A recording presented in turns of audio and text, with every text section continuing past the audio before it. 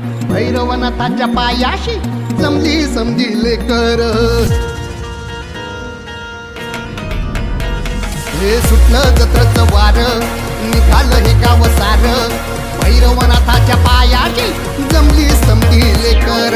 रंगला कुस्तीचा फड, पाय बी होतो या जड. या लाल मातीत होत या चालन अवघड. उधळू दे गुलाल वाजू दे संबळ, उधळू दे गुलाल वाजू दे संबळ. उधळू दे गुलाल वाजू दे संबळ, उधळू दे गुलाल वाजू दे संबळ.